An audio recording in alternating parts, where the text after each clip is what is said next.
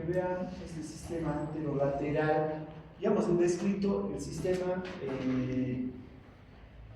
dorsal menisco-medial, que como ustedes saben lleva la sensibilidad táctil, vibratoria, de presión sutil, delicada, donde nos podemos ubicar perfectamente el dolor, por ejemplo. En cambio, este sistema anterolateral, ¿qué nos dice Guyton? Que no requiere una localización muy diferenciada, o sea, que usted no va a poder localizar el dolor, ¿ya? Ni distensión de las gradaciones finas de la intensidad, ni tampoco la intensidad.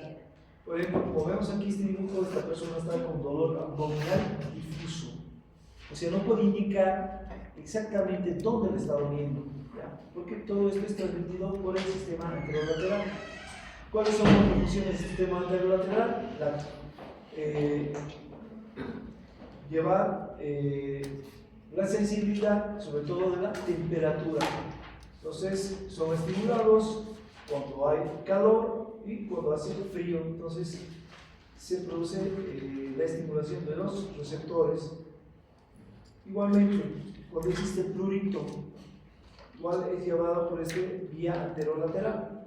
Entonces, como ustedes saben, el prurito, que es el picor, uno no lo puede localizar exactamente dónde es. Por ejemplo, cuando le pica la espalda, puede estar más arriba, más abajo, pero no tiene la localización, porque es llevado por el sistema anterolateral. Lo mismo pasa con el cosquilleo. Cuando se producen los cosquilleos, es el sistema anterolateral el cual es estimulado para llevar.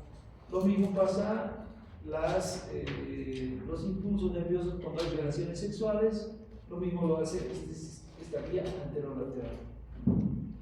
Entonces, este sistema anterolateral, como lo tengo aquí, ya. Entonces, primero, por ejemplo, hay un estímulo doloroso que va a estimular a las terminaciones nerviosas libres. Estas terminaciones nerviosas libres que se encuentran sobre todo a nivel de la epidermis de la piel. Entonces, cuando son estimuladas, estas, sobre todo, van a estimular a los nervios tipo C. Estos nervios tipo C, ¿qué serían? ¿Mielínicos o amilínicos? Amilínicos. Por lo tanto, tiene menor diámetro y por lo tanto la velocidad con la que viaja el impulso es menor. Entonces, para que entendamos bien, se produce el potencial de umbral, el potencial de receptor, el cual pasa al potencial de umbral y produce el potencial de acción. Entonces se produce la despolarización. Entonces se produce este impulso nervioso, el cual va a llegar al ganglio dorsal del nervio raquídeo, ¿ya? Y de ahí, como vemos aquí en la imagen, llega al asta posterior de la médula espinal. Entonces en el asta posterior es donde hace la primera sinapsis. ¿Qué pasa aquí? Como vemos, sería que se ha estimulado las fibras C. ¿Ya? Llega al asta posterior, al ganglio dorsal del nervio raquídeo y de ahí al asta posterior. Aquí en el asta posterior va a ser hace la primera sinapsis, ¿ya? Entonces esta sinapsis se caracteriza porque va a ser sinapsis con las neuronas locales que están aquí en el asta posterior. ¿Qué neuronas serían esta? La 1, la 4, la 5 y la 6. Entonces está haciendo sinapsis con estas neuronas. Entonces, una vez hecha esta sinapsis, ¿ya? Entonces va a ser una decusación. O sea, ¿qué quiere decir una decusación? Que va a pasar al otro lado, ¿ya? Pero aquí hay un dato muy importante. De las vías que conectan los miembros superiores, la decusación ya va a ser a la parte lateral, o sea, por eso es vía anterolateral. En cambio, la decusación que hacen las vías que llevan los miembros inferiores lo hacen en la parte anterior, ¿ya? Entonces, por eso se llama vía o sistema anterolateral. Lateral para los miembros superiores y anterior para los miembros inferiores. ¿Ya? Entonces, producida esta decusación, comienza a ascender, ¿ya? El impulso nervioso pasa el bulbo raquídeo en su parte inferior y llega en el bulbo raquídeo, va a generar fascículos. Estos son los fascículos espinos reticulares, como vemos aquí. Va a producir estos fascículos espinos reticulares. Entonces, sigue ascendiendo esta vía anterolateral, llega al mesencéfalo, igual va a generar otros fascículos, que son los fascículos espino-mesencefálicos, o en algunos libros está solo como fascículos mesencefálicos. Una vez generados estos fascículos, sigue ascendiendo hasta llegar al tálamo. Ahí en el tálamo va a ser sinapsis con el complejo ventrovasal y con los núcleos intralaminares. ¿Ya? Entonces, de ahí, una vez hecho esta sinapsis, se dirige hacia la corteza somatosensitiva. Lo que es miembros inferiores, como sabemos, va a la parte medial de la corteza somatosensitiva. Lo que es miembros superiores va a la parte lateral de la corteza somatosensitiva. Entonces, ya hemos descrito todo de cómo participa esta vía anterolateral, desde que se estimulan los receptores cutáneos hasta que llega a la corteza somatosensitiva. Ahora, el análisis, por ejemplo, de las señales táctiles se produce sobre todo a nivel del complejo ventrovasal y de los núcleos intralaminares que se encuentran en el tálamo. Entonces, estas señales táctiles son analizadas aquí. ¿Ya? Cierra la puerta. ¿Ya? Y las señales de dolor, ¿ya? Entonces, sobre todo, se analizan a nivel del fascículo espino-mesencefálico y del fascículo espino-reticular. Entonces, estas señales son analizadas a estos niveles. También lo hace la corteza somatosensitiva, ¿no? Pero estas señales dolorosas igualmente son analizadas, como dijimos, en el fascículo espino-reticular y en el fascículo espino-mesencefálico. Entonces, aquí se produce el análisis de estas informaciones dolorosas. Y las táctiles, como dijimos, en el complejo ventrovasal y en el núcleo intralaminar. Entonces, es por eso que este dolor es mal localizado cuando no llega a la corteza somatosensitiva. ¿Qué no puede leer? Las señales de dolor en que era fascículo espino-reticular y fascículo espino-mesencefálico. Ahí. Ya. Entonces, para que quede claro esta parte. Ahora, ¿qué características tiene la transmisión anterolateral? Como sabemos, tiene una velocidad de conducción de 8 a 40 metros por segundo. Sobre todo porque es llevado por las fibras de tipo C. Como sabemos, son de menor diámetro, ¿ya? Y por lo tanto la velocidad de conducción es mucho menor. El grado de localización espacial de las señales es escaso. Es por eso que este dolor es mal localizado. Generalmente se describe como un dolor difuso. Las gradaciones de las intensidades también es mucho menor. Mucho menos. O sea, igual es la intensidad del dolor puede ir de leve a moderado, de moderado a intenso. O sea, no se puede identificar la intensidad. Y por último, para las señales que se repiten o varían con rapidez, es mala. Como sabemos, hay señales, por ejemplo, si ponemos de los receptores articulares, son señales repetitivas, ¿ya? Que van, y bueno, es que hacen estas señales, informan a nuestra corteza somatosensitiva de la posición de nuestras articulaciones, sobre todo en el movimiento, ¿ya? Entonces, esta vía anterolateral es mala con este tipo de señales, que son repetitivas o que varían con rapidez. Función del tálamo en la sensibilidad somática.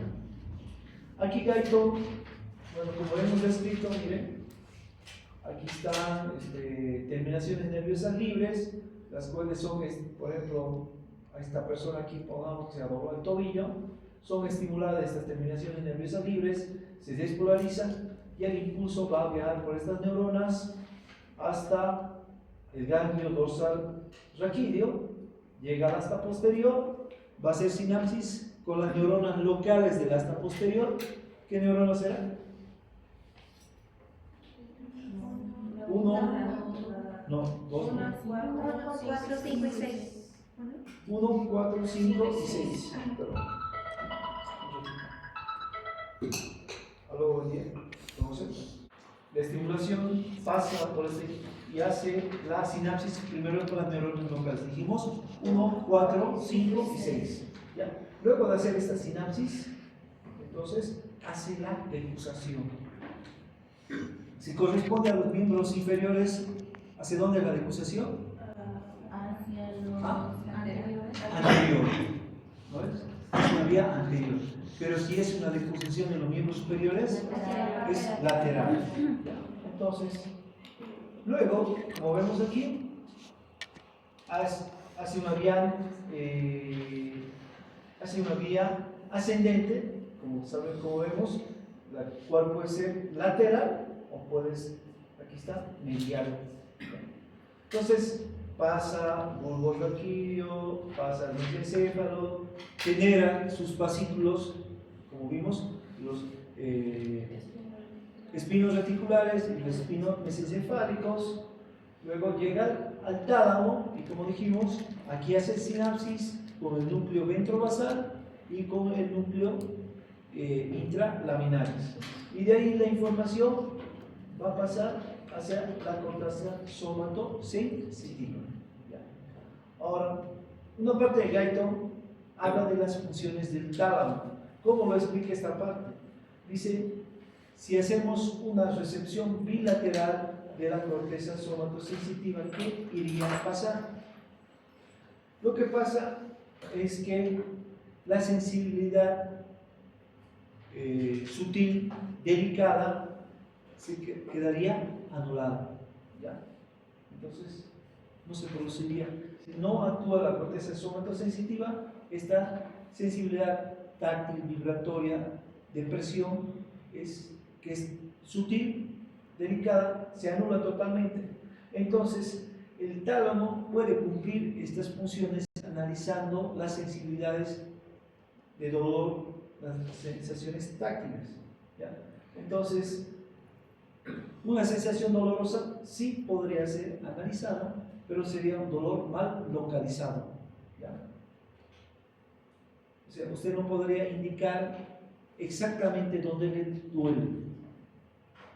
Luego, igual, la sensibilidad termosensible, igual podría ser, identificada igualmente por las células talámicas, ¿ya? Entonces puede percibir tanto lo que es el calor como el frío.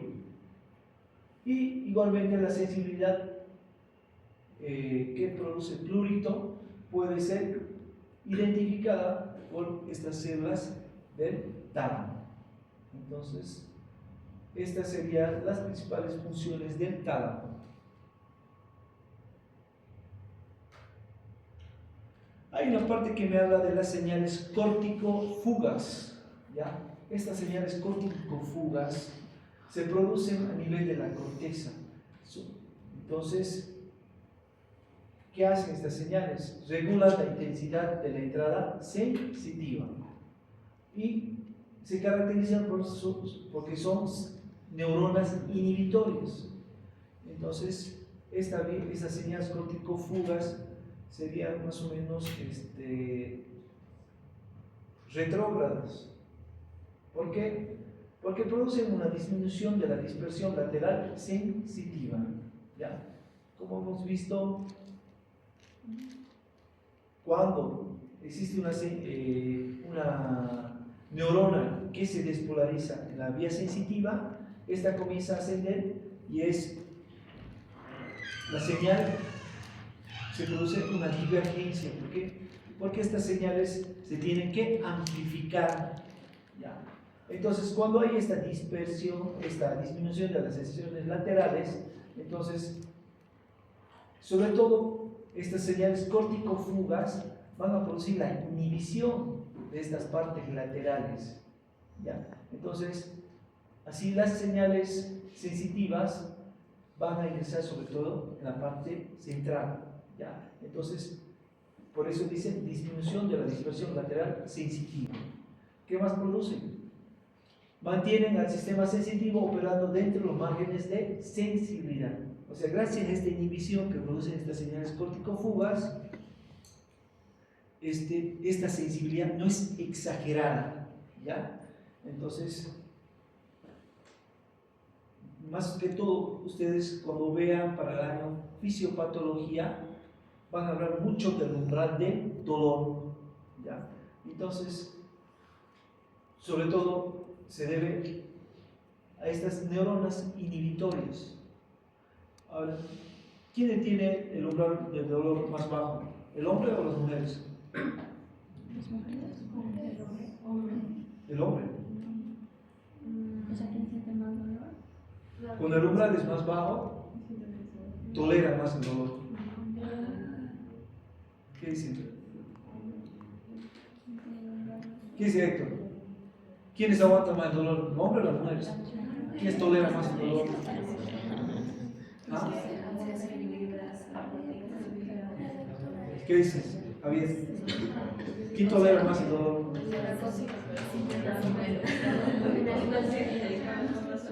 Eso va a ver para el año fisiopático. Nos va a dar una respuesta para poder no diga depende. No. Ella está estudiada. Las mujeres toleran más el dolor. Tienen un umbral más bajo. Claro. El dolor es el trabajo del parto. Pero no tiene comparación el dolor del parto. Pero ahora creo que las mujeres muy poco van a parto. Bueno, entonces, esto en cuanto a las señales corticofugas. Y por último, cerrando este capítulo, tenemos de los dermatomas. ¿Ya? Entonces, los dermatomas, por ejemplo, aquí toman la sensibilidad de parte de la piel. ¿Ya? Entonces, los nervios espinales, raquídeos, que emergen en los espacios de la columna vertebral, van a inervar una área específica de la piel. Por lo tanto, la sensibilidad, por ejemplo, C4, C5, C6, C7, C8, T1, ¿qué plexo está formando? El plexo braquial.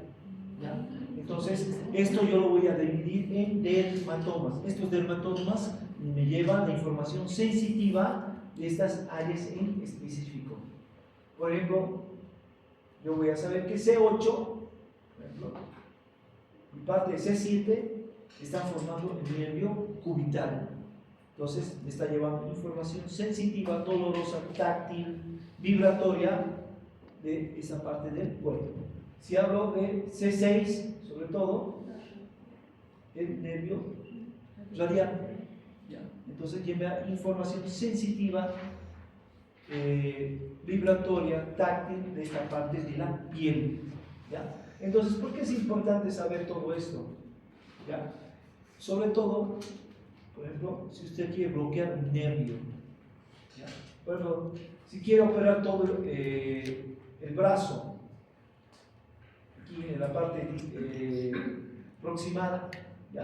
Entonces tendría que bloquear el radial, el mediano y el cubital. Entonces lo tiene que hacer más arriba. Entonces, usted, sabiendo qué dermatomas son los que inervan esas partes específicas de la piel, aparte de los músculos y el hueso, usted puede bloquear un nervio específico y la persona no va a tener dolor. ¿Ya? ¿Por qué? Porque se bloquea con anestésicos locales, lo cual va a impedir la despolarización de los nervios. Por lo tanto, no se produce la despolarización para que el impulso nervioso viaje hasta el asta posterior. Lo mismo, miren, tórax, como vemos, existen dermatomas de T2, T3, T4 hasta T9, tórax, o T8, ¿ya? Entonces, todos esos dermatomas van a inervar a la piel que rodea a los músculos también.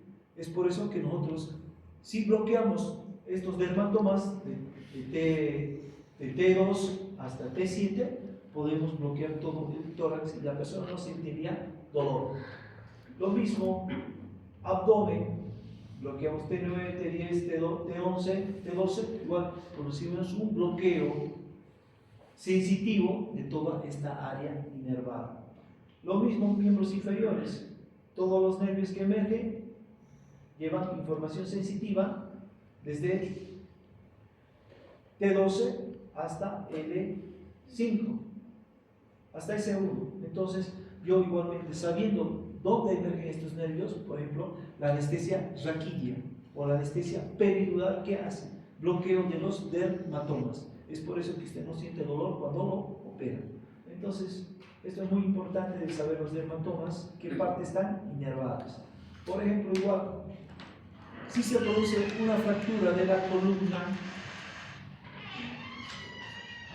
columna lumbar a nivel de T10, entonces toda la información sensitiva a nivel de la médula que ha sido lesionada no va a pasar.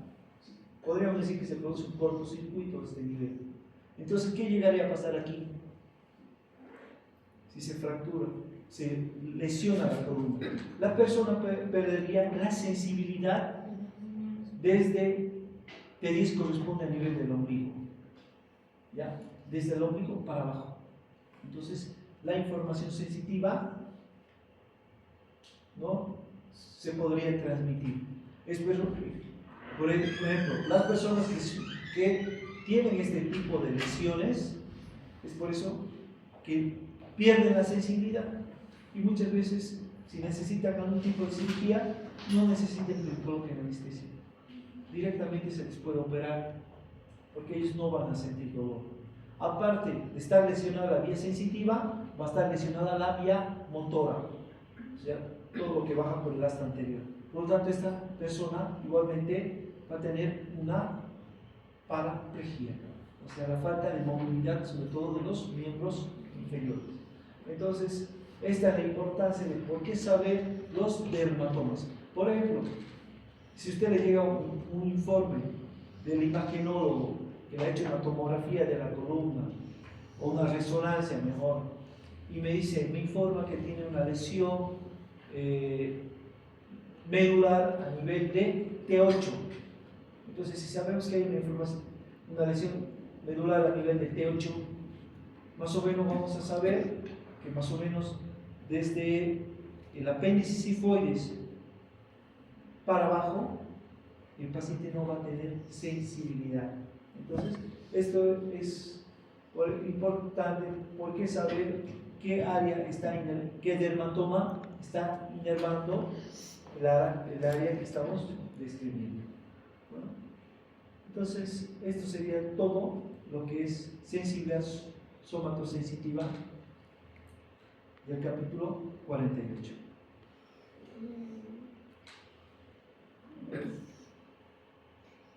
Ahora. ¿Ah? Sí.